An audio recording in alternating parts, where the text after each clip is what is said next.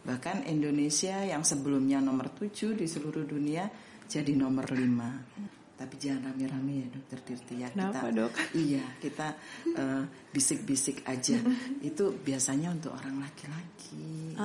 Iya. Pengobatan diabetes itu ada 5 pilar. Iya. Dan bukan obat yang di nomor 1 itu.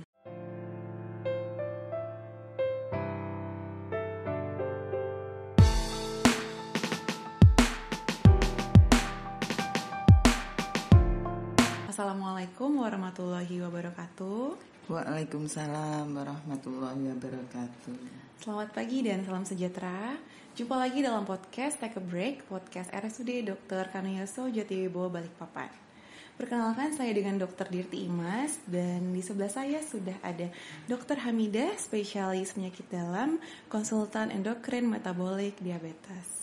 Selamat pagi dokter. Selamat pagi Dokter Dirti. Gimana dokter, kabarnya sehat kah? Alhamdulillah sehat-sehat. Dokter Dirti sehat juga ya? Sehat dokter. Alhamdulillah. Baik, jadi Dokter Hamidah merupakan narasumber kita pagi ini yang akan membahas topik mengenai penyakit diabetes. Pada tanggal 14 November merupakan Hari Diabetes Sedunia, di mana Hari Diabetes Sedunia atau World Diabetes Day dicanangkan untuk dapat meningkatkan kesadaran masyarakat tentang penyakit diabetes atau yang biasa kita sebut penyakit gula.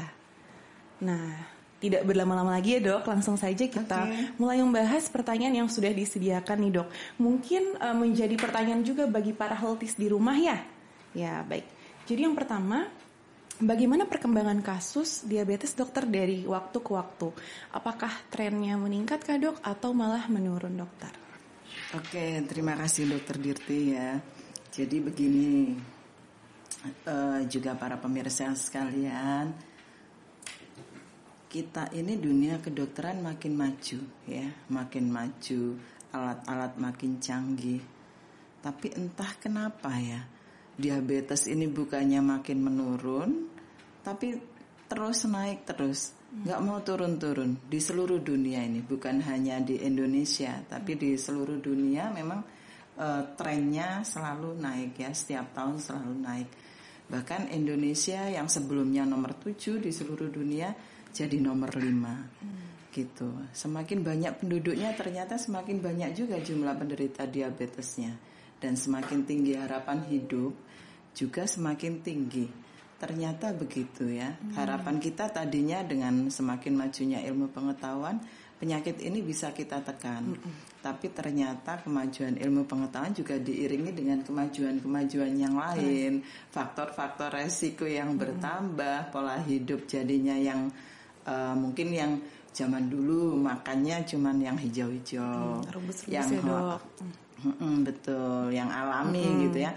Nah sekarang banyak yang gulanya tinggi-tinggi setiap makanan kandungannya itu. Jadi begitu.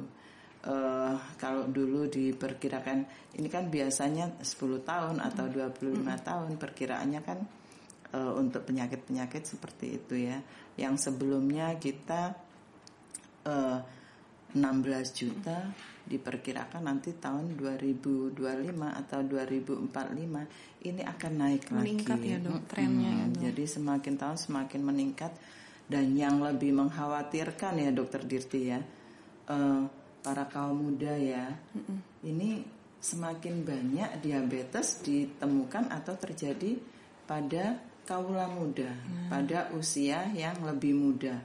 Kalau dulu dulu usia sekitar 40 gitu ya. Sekarang nih usia 20 tahun sudah pada kena ya. Pada terdiagnosis gitu ya. Itu mungkin dokter. Berarti trennya meningkat ya, ya dok, dari tahun ke tahun terus ya, dokter. meningkat terus ini. Wah. Sebenarnya apa sih dokter dari penyebab penyakit diabetes itu dok? Penyakit diabetes itu kan kita golongkan ada beberapa tipe ya. Kalau yang misalnya tipe 1 itu kebanyakan memang kalau dikatakan itu genetik juga bukan ya. Tapi genetik juga mempengaruhi. Jadi selain genetik, pola hidup yang tidak sehat ya itu pemicu utama terjadinya diabetes. Makanya karena sekarang anak muda zaman sekarang pegangnya gadget. Olahraga malas, kecuali mungkin ada temennya bareng-bareng olahraga rame-rame. Nah itu salah satu pemicunya. Kalau penyebab yang pasti memang tidak diketahui, tetapi beberapa teori itu menyebutkan bahwa genetik akan meningkatkan, sangat berperan. Dia akan meningkatkan resiko terjadinya dibandingkan seseorang yang di atasnya atau orang tuanya, kakek neneknya tidak menderita diabetes. Seperti itu. Berarti untuk diabetes sendiri itu ada berapa tipe ya, Dok? Kalau tipe diabetes itu sendiri secara garis besar aja sih kayaknya, Dok. Dari tahun ke tahun itu berubah. Dari tahun ke tahun berubah, tapi yang sekarang kita gunakan ada 4 tipe. Tipe 1, tipe 2, kemudian diabetes pada kehamilan, dan yang terakhir yang diabetes tipe lain. Bisa karena obat, bisa karena golongan yang lain. Kemudian bagaimana gejala dari penyakit diabetes mellitus, dokter? Ini nih yang sudah banyak sebetulnya yang banyak tahu yang tanya sih, Dok. Itu pada banyak yang tahu sekarang. Tapi prinsipnya itu kita namanya trias klasik. Kita sebut trias karena ada tiga. Itu yang apa namanya? Khasnya yang, lah ya, Dok. Ya, yang umum ya. Itu ada, kalau dalam bahasa kedokterannya polidipsi, poliuri, polifagi. Ya, jadi cepat lapar, haus, dan kemudian banyak kencing gitu. Dan yang berikutnya ditambah dengan penurunan berat badan tanpa sebab yang jelas. Biasanya karena itu. Dan biasanya karena diabetes, penurunan berat badan yang cepat ya. Karena gula darah yang selalu tinggi itu bisa menyebabkan penurunan berat badan. Dan kenapa sih kok jadi haus, jadi banyak kencing, jadi cepat lapar gitu ya? Karena gulanya itu adanya di pembuluh darah, dia tidak bisa masuk ke dalam sel-sel untuk digunakan sebagai tenaga. Jadi rasanya lapar aja gitu. Sudah makan juga tetap lapar, makannya jadi banyak. Terus kalau lapar, kalau gula darahnya tinggi, kan jadinya kental ya. Darah kita kan jadi kental, sehingga itu memicu rasa haus. Makanya minum terus. Karena gulanya tinggi, harus dikeluarkan lewat ginjal, dan kita minum terus jadinya sering kencing. Jadi itu lingkaran setan yang terus bulat aja pokoknya. Itu yang 3 itu saling mempengaruhi lah ya, Dok, satu sama lain. Iya benar. Baik, dokter, izin bertanya, dokter, pemeriksaan apa yang baiknya dilakukan bagi para healthies di rumah nih, dokter, untuk screening mungkin, dokter, diabetes mellitus? Karena kan sekarang pada kaula muda juga banyak ya, dokter, penyakit diabetesnya, dokter. Iya, kalau untuk screening sebetulnya ada beberapa kelompok yang resiko tinggi untuk terjadinya diabetes ya, para pemirsa, juga dokter Dirti. Pasien yang nomor 1 terutama yang punya keturunan diabetes, kakek neneknya atau orang tuanya, saudaranya gitu ya, saudara kandung. Kemudian yang kedua yang pola hidupnya kurang baik ya, obesitas, kemudian hipertensi, yang kolesterolnya tinggi, yang ibu pernah hamil dengan berat badan lahir bayi lebih dari 4 kilo, atau bayi yang dilahirkan dengan berat badan yang lebih. Anak-anak yang obesitas juga itu merupakan salah satu merupakan beberapa faktor resiko terjadinya diabetes. Jadi pada kelompok-kelompok tersebut sebaiknya dilakukan screening untuk diabetes tersebut. Nah, sekarang itu saking majunya sudah ilmu pengetahuan ya, ada pemeriksaan laboratorium yang bisa untuk mengetahui apakah nanti saya akan diabetes, atau seorang anak penderita diabetes apakah nanti juga akan menjadi diabetes. Itu sudah ada pemeriksaannya sekarang. Jadi pemeriksaan genetik. Anak-anak sudah bisa dikerjakan itu, sehingga kita bisa mencegah supaya ini jangan sampai nanti ke depan dia menjadi diabetes beneran gitu. ada di laboratorium, salah satu laboratorium yang sudah bisa melakukan pemeriksaan tersebut. Faktor resiko genetik ya, Dok? yang kemungkinan nantinya akan menjadi diabetes, sehingga bisa dicegah sebelumnya. Pola hidupnya harus bagaimana, sehingga jangan sampai terjadi. Gitu. Oke. Baik dokter, pertanyaan selanjutnya nih dok, bagaimana cara kita mencegah penyakit diabetes ini dok? Nah itu tadi ya, berkaitan dengan penyebabnya, kemudian faktor resikonya. Dari situ kita bisa bergerak. Oh berarti karena faktor resikonya ABCD tadi, kemudian penyebabnya juga ABCD tadi, ya kita harus memperbaiki itu semua. Misalnya pola hidup yang kurang sehat, kemudian obesitas. Nah itu gimana caranya supaya jangan sampai obesitas, karena obesitas tersebut akan menyebabkan resistensi insulin, sehingga akan memacu terjadinya diabetes. Jadi kalau dulu nih punya anak kecil yang gendut gitu, kayaknya lucu ya dok, lucu, pelipel, gemes gitu ya. Gemes. Nah kalau sekarang sudah beralih paradigmanya, jadi yang langsing-langsing, yang seperti Pragawati itu sebetulnya yang sesuai yang bagus, tapi juga berat badan dan tinggi badan lah ya dok. Betul, berat badan ideal. Iya. Baik dokter, ini pertanyaan berikutnya dok. Sering beredar pertanyaan di masyarakat dokter, mungkin juga menjadi pertanyaan bagi para healthies di rumah ya. Apakah ketika kita didiagnosa penyakit diabetes mellitus atau penyakit gula, apakah kita harus mengkonsumsi obat seumur hidup dok, atau menggunakan insulin seumur hidup? Dan apakah tidak bisa dengan merubah pola hidup dengan hidup sehat, atau rajin berolahraga, makan bergizi, atau kurangi gula, dokter? Oke, sebetulnya begini ya, pengobatan diabetes itu ada 5 pilar, dan bukan obat yang di nomor 1 itu. Jadi yang di nomor 1 itu edukasi. Jadi para dokter atau perawat itu yang pertama memberikan edukasi kepada pasien, bagaimana pola hidup yang sehat, bagaimana pola hidup untuk penyandang diabetes gitu. Kemudian yang kedua adalah mengatur pola makan. Jadi bukan langsung obat itu di urutan yang keempat. Jadi edukasi, kemudian mengatur pola makan, kemudian aktivitas fisik aktivitas fisik yang terukur, kemudian baru obat-obatan, baik obat yang diminum maupun obat injeksi seperti insulin dan obat injeksi yang non insulin.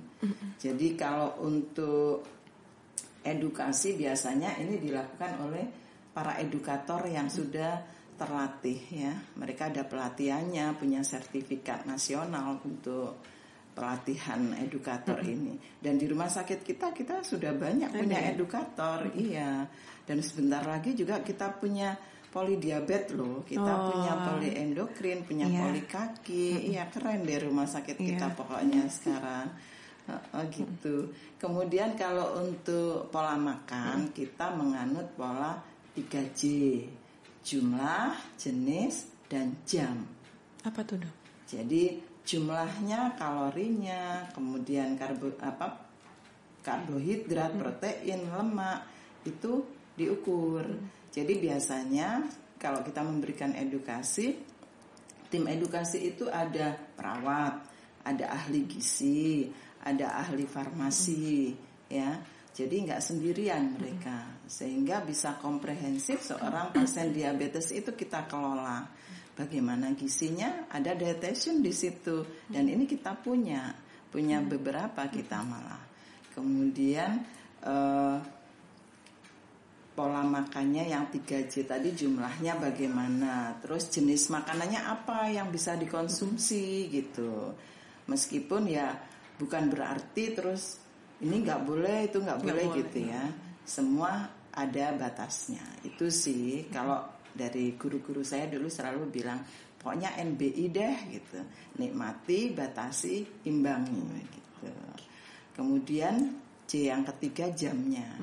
Nah jamnya ini harus tepat. Jadi kalau seorang penyandang diabetes nggak bisa kita makan acak-acakan gitu. Apalagi kalau kita pakai insulin, kita pakai obat ya, obat yang diminum ya mesti teratur. Misalnya setiap hari ini sarapannya jam 7, jangan besok jam 9. Besoknya lagi nggak sarapan. Nah yang seperti ini tidak dianjurkan. Itu yang 3C tadi. Kemudian yang kedua olahraga ya. Aktivitas fisik di sini yang dimaksudkan adalah olahraga. Olahraga ini dianjurkan kalau bisa setiap hari 30 menit selama dalam seminggu itu 5 kali. Jadi 150 jam dalam satu minggu. Ya, kalaupun misalnya berhenti tidak boleh lebih dari 2 hari, terus dilanjutkan. Lanjut lagi ya dok. Baik dok, berarti tidak mesti minum obat seumur hidup dok, atau kalau kita bisa modifikasi gaya hidup lebih sehat dan gulanya terkontrol, bisa ya dok kemungkinan untuk tidak konsumsi lagi dokter. Betul. Bukan hanya tidak konsumsi lagi ya, bahkan belum pakai obat. Gitu. Jadi hanya mengatur pola makan, kemudian aktivitas fisik. Jadi modifikasi gaya hidup. Berarti Lifestyle modification. Ya, iya, itu memang setelah edukasi lifestyle modification. Tapi kalau orang-orang kita ya ini sulit sekali kita berharap di situ. Makanya kenapa kita mesti langsung kita kasih obat gitu jadinya. Soalnya nantinya kelamaan. Karena gini, penyakit diabetes ini kan suatu penyakit metabolik ya. Karena gangguan metabolisme karbohidrat gitu. Kemudian dia sifatnya kronik. Jadi dia bukan yang sakit dadakan gitu ya, kayak flu gitu. Nanti sembuh, hilang flu lagi gitu. Tidak seperti itu. Jadi dia ini berjalan terus. Makanya kenapa pada saat seorang pasien terdiagnosa diabetes, dia sudah harus menggunakan obat, harus menggunakan insulin dan lain-lain. Karena pada saat terdiagnosa ini sebetulnya sel pankreasnya itu sisanya rata-rata tinggal 50%. Itu dari penelitian seperti itu. Jadi karena berjalannya sudah lama, tapi karena keluhannya itu tidak nyata ya, kadang kok aku sering haus ya gitu. Tapi mungkin karena cuacanya panas gitu. Orang jadi nggak sadar. Makanya kenapa setiap pasien diabetes yang datang ke rumah sakit atau ke tenaga kesehatan itu karena komplikasinya, bukan karena diabetesnya. Begitu. Jadi rata-rata sudah pas luka kakinya tidak sembuh-sembuh, baru dia datang ke rumah sakit. Oh, ternyata gulanya sudah 500-an. Tidak tahu sebelumnya. Mungkin matanya sudah kabur atau ginjalnya rusaknya sudah parah. Seperti itu. Jadi makanya kita menghimbau agar lebih aware dari kaum mudanya, apalagi yang usianya sudah lebih tinggi lagi ya, karena resiko diabetes semakin meningkat dan faktor resikonya sekarang semakin banyak gitu. Ya, dok. Baik dokter. Kemudian tadi kan dokter sudah menjelaskan sedikit ya dokter mengenai komplikasi dari diabetes. Apa saja sih dok komplikasi lainnya dari penyakit diabetes? Oke, gini, ini yang nggak enaknya ya kalau diabetes dokter. Itu. Dan diabetes itu meskipun sudah terkontrol, komplikasinya ini tetap berjalan terus. Meskipun mungkin lebih lambat ya. Kita berusaha, kita ada pencegahan primer, ada pencegahan sekunder. Pencegahan primer itu sebelum terjadi komplikasi. Kalau pencegahan sekunder itu sudah terjadi komplikasi, tapi bagaimana supaya ini nggak cepat gitu menjeleknya, ya? Misalnya komplikasinya itu gangguan ginjal. Bagaimana supaya gangguan ginjal ini jangan sampai cepat jatuh ke cuci darah, seperti itu. Untuk komplikasi dari diabetes itu sendiri dari ujung rambut sampai ujung kaki. Ada semua ya. Semua kebagian, semua organ kebagian. Itu loh jahatnya diabetes ya, jahatnya gula itu seperti itu. Dari atas bisa otak stroke. Kemudian ke mata bisa buta mendadak karena sarafnya yang rusak ya. Bisa perdarahan di daerah persarapan mata, kemudian ke mulut dan gigi. Giginya gampang goyang, gampang karies. Kemudian turun lagi ke bawah, bisa serangan jantung. Pokoknya semua deh dapat ya. Dapat semua organ dapat ya. Iya, gangguan ginjal. Dan yang paling sering apa coba Dokter Dirti? Kaki kan, luka gitu. Apalagi pasien-pasien yang sudah terjadi gangguan saraf, namanya polineuropati diabetik, itu kakinya awalnya dari mungkin rasa baal-baal, rasa panas, kesemutan, lama-lama nggak terasa. Jadi sering pasien diabetes itu berangkatnya pakai sendal, pulangnya sendalnya tinggal satu, tapi dia nggak terasa. Tahu-tahu sampai rumah, sendalnya cuma satu, satunya udah nggak tahu deh tadi lepas ketinggalan di mana. Atau kadang juga kecucuk paku, dia nggak tahu ada paku pinus sudah nempel di kakinya karena sarafnya yang sudah terganggu itu tadi, jadi nggak merasakan itu. Baik dokter, tadi kan dokter ada menjelaskan sedikit lah dok mengenai satu lagi ya, mungkin ya saya tambah komplikasi itu, tapi jangan rame-rame ya Dokter Dirti ya. Kenapa kita, dok? Iya kita bisik-bisik aja. Itu biasanya untuk orang laki-laki. Iya itu yang paling ditakuti. Kenapa, sama dokter? Orang laki-laki yang biasanya tiap pagi burungnya itu manggung ya. Ini nggak bisa lagi gitu deh. Impoten ya dok? Iya betul begitu. Iya, betul. Tapi jangan rame-rame ya kalau orang cukup di sini aja ya dok. Iya betul. Tapi itu ada ya dok? Banyak ya dok. Itu banyak. Baik dokter. Tadi dokter ada menjelaskan komplikasi yang penyakit diabetes terhadap jantung ya dokter. Iya betul. Kapan sih kita curiga dok pasien diabetes ini memiliki komplikasi ke penyakit jantung dok? Nah ini gini, pasien diabetes ini tidak bisa berdiri sendiri ya. Bukan tidak bisa ya, biasanya dia tidak berdiri sendiri. Jadi makanya kenapa pengelolaan diabetes itu bukan hanya gulanya yang kita kontrol. Kita singkat dengan DHL atau HDL. Jadi hipertensi, lipid, dan diabetes. Tiga-tiganya harus kita kontrol. Nah ini merupakan faktor resiko untuk terjadinya penyakit jantung koroner maupun gagal jantung. Nah, kalau gejala awal itu kita susah. Biasanya kalau sudah terjadi sumbatan, baru mungkin pasien merasa nyeri dada, kemudian sesak napas. Makanya kenapa sih diabetes ini kita screening terus? Seperti tadi saya bilang ada pencegahan primer, ada pencegahan sekunder ya. Pencegahan primer itu kalau belum terjadi komplikasinya.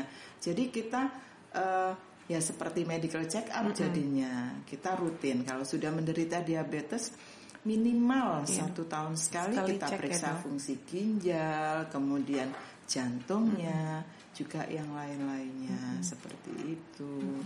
Jadi kalau sudah terjadi ya kita sudah nggak bisa ngapa-ngapain ya, gitu. Nah tadi mengenai yang obat tadi ya pasien ya, kita kembali saya nambahin sedikit. Kalau yang pasien sudah menggunakan insulin atau sudah minum obat-obatan, apakah akan seumur hidup pasien tersebut? Tergantung pola hidup pasien tersebut dan kepatuhannya terhadap pengobatan gitu.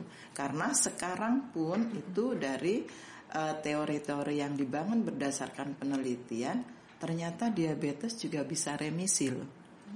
Iya, jadi dia bisa remisi seperti penyakit tiroid yang kemudian tidak minum obat setelah sekian tahun karena terkontrol. Dan ini ada beberapa pasien saya, nggak cuma 1-2. Ada agak banyak pasien-pasien saya yang kemudian tadinya pakai insulin dosisnya tinggi, tapi karena gulanya sudah bagus. Dan yang satu lagi harus kita perhatikan untuk terapi diabetes adalah A1C-nya. Selain kontrol gula darahnya adalah HbA1c. HbA1c ini kita periksa antara 2,5 bulan sampai 3 bulan sekali. Ini namanya rapot 3 bulanan untuk penderita diabetes. Kalau yang rapot harian kan kadar gulanya ya. gitu. Tapi kalau kita yang dengan menggunakan JKN, kontrolnya 1 bulan sekali, jadinya ya jadi rapot bulanan. Rapot bulanan ya. Kalau yang punya alat sendiri, dia bisa melakukan monitoring gula darah mandiri di rumah gitu.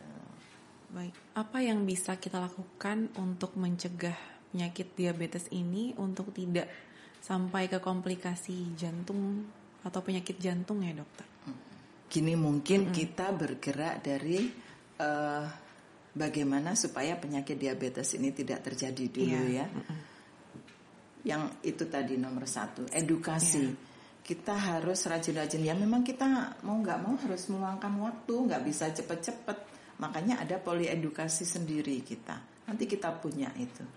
Ya, poliedukasi diabetes sedang kita siapkan. Ruangannya sudah disiapkan oleh Pak Direktur. Gitu. Bagaimana supaya diabetes tersebut jangan sampai terjadi. Tadi kita screening faktor resikonya. Sudah tahu kita beberapa tadi faktor resikonya ya. Kemudian bagaimana orang-orang yang punya faktor resiko ini jangan sampai manifest, jangan sampai menjadi diabetes beneran gitu. Ya nomor 1 itu edukasi, penyuluhan, membuat kesadaran masyarakat ya, memperbaiki kesadaran masyarakat terhadap diabetes tersebut. Kita punya di wilayah itu Persadia, Persatuan Diabetes Indonesia, ada di wilayah Kalimantan Timur. Kebetulan saya ketuanya. Kemudian di Balikpapan kita juga punya. Dan ini setiap bulan mengadakan senam diabetes, penyuluhan. Ya, tiap bulan ada ceramah kesehatan. Ganti-ganti dan kita bergilir di Balikpapan ini. Dalam rangka Hari Diabetes Sedunia, Persadia mengadakan acara rutin tahunan yang bertempat di RSUD Dr. Kanuyoso Jatiwo Balikpapan untuk tahun ini. Mungkin syarat dan ketentuannya serta tempatnya bisa dijelaskan secara detail ya dokter. Oh iya, ini benar nih. Nanti dalam rangka WDD kita mengadakan BDD ya, Balikpapan Diabetes Day, tanggal 19 November 2023 mulai jam 7 sampai selesai. Biasanya kita sampai jam 11. Nah untuk ini kita ada tiketnya Dokter Dirti, harganya 50.000 per orang. Jadi kalau masyarakat Balikpapan mau bergabung, silahkan dengan senang hati ya. Kami harap kehadirannya dengan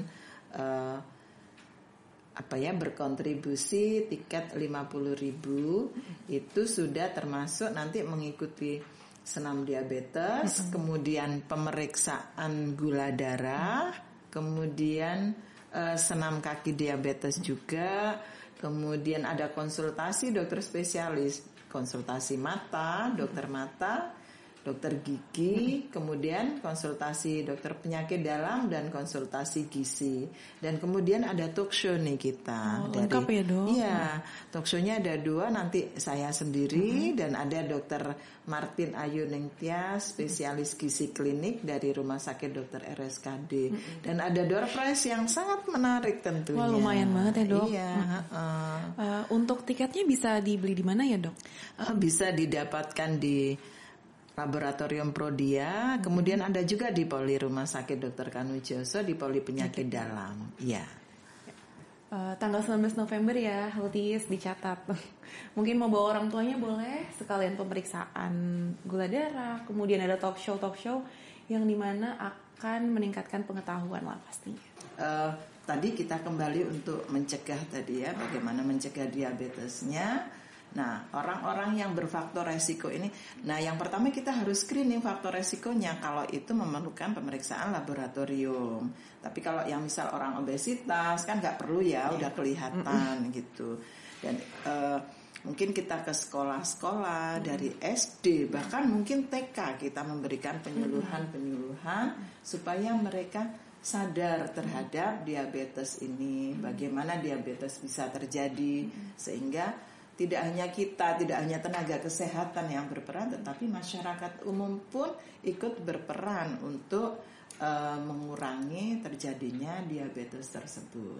Tapi kalau sudah terjadi, supaya tidak terjadi komplikasi, ya itu tadi HDL, kita harus kontrol gula darahnya, kemudian kolesterolnya, kemudian tensinya. Karena biasanya penyakit ini barengan nih, jadi satu, nggak mau sendirian dia, mesti cari teman. Cari teman.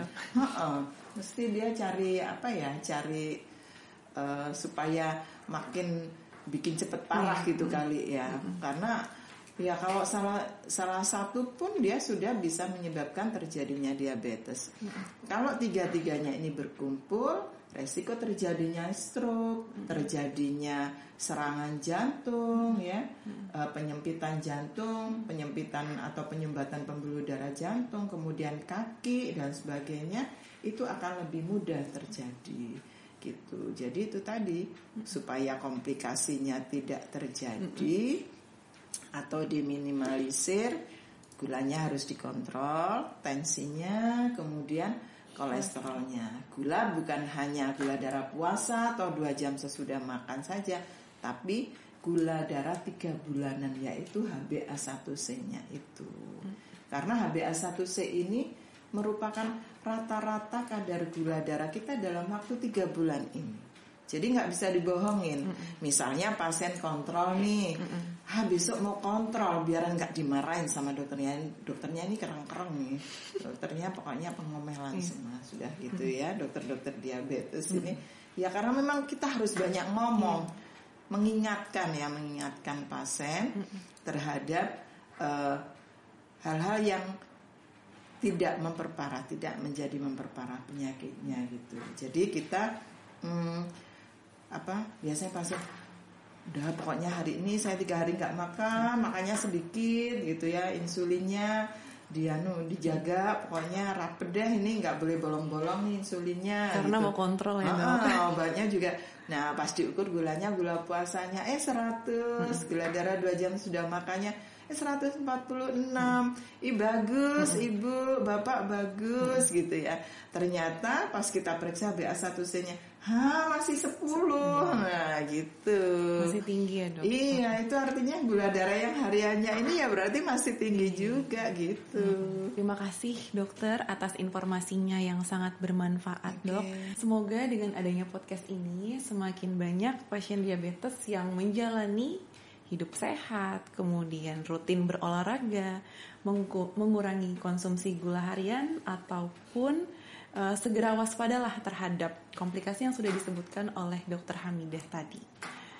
Dan juga diharapkan bagi pada kaula muda untuk lebih aware atau lebih waspada terhadap penyakit diabetes ini. Terima kasih dokter atas waktunya dokter. Terima kasih kembali Dokter Dirti, semoga bermanfaat. Amin. Ya. Wabillahi taufiq walhidayah. Salam sehat. Wassalamualaikum warahmatullahi wabarakatuh. Waalaikumsalam warahmatullahi wabarakatuh. Jangan lupa share, komen, dan subscribe YouTube PKRS RSKD dan nantikan podcast-podcast selanjutnya.